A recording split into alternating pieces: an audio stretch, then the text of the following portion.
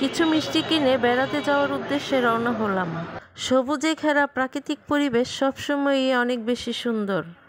এমন মনোমুগ্ধকর পরিবেশ পছন্দ করে না এমন মানুষ খুঁজে হয়তো একটিও পাবেন না। হ্যালো ভিউয়ার্স, আসসালামু আলাইকুম। সবাই কেমন আছেন? আমি আলহামদুলিল্লাহ ভালো আছি। আমরা এক জায়গায় একটা দাওয়াতে আসছি, তো কোনো বিয়ের দাওয়াত না, ঘরোয়া আয়োজন। তো পরিবেশটা আমার কাছে খুবই ভালো লাগছে, এজন্য একটু ভিডিও করে নিলাম। আর এখন তো প্রায় কাশফুল শেষের পথে, তারপরে এখানে দেখলাম কিছুটা আছে, এজন্য একটু ভিডিও করার ইচ্ছা হইল যে একটা ভিডিও করি আপনাদের সাথে শেয়ার করি। এটা বন্দর উপজেলার নবীগঞ্জেরই আশেপাশের একটি জায়গা। হয়তো আপনারা সবাই জানেন যে আমরা যারা কন্টেন্ট ক্রিয়েটর তারা যেখানেই যাই না কেন সুন্দর কোনো দৃশ্য দেখলে সেটা ভিডিও করে রাখার চেষ্টা করি, কারণ আমাদের প্রতিদিনই ফেসবুকে ভিডিও ও রিলস আপলোড দিতে হয়।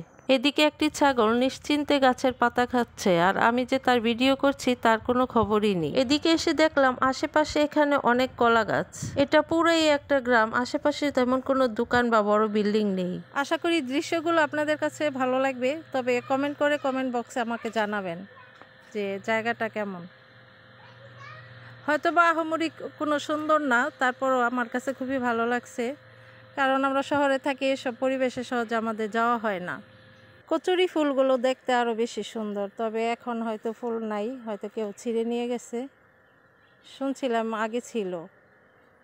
তো এত সুন্দর দৃশ্য দেখে আমি লোভ সামলাইতে পারলাম না, এই জন্য আমি সবার সাথে শেয়ার করার জন্য এই ভিডিওগুলো ধারণ করলাম।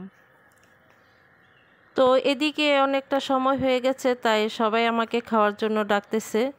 তো আমি যে বাড়িতে বেড়াতে আসছি সেই বাড়ি। তো বাড়িতে আমি একটা দাওয়াতে আসছি আর কি, গ্রামের মধ্যে মোটামুটি ভালোই একটা বাড়ি আলহামদুলিল্লাহ। তো আমার কাছে মোটামুটি ভালোই লাগছে।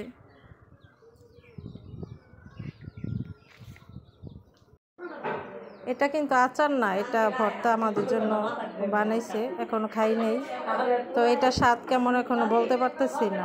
তো এ বাড়িতে যেহেতু আমাদের দাওয়াত, তাই অনেক ধরনের খাবারেরই আয়োজন করা হয়েছে এখানে। তারা দেখলাম দেশি মুরগিও পালে, একটা মুরগি কিভাবে তার বাচ্চাকে আঁকড়ে ধরে আছে।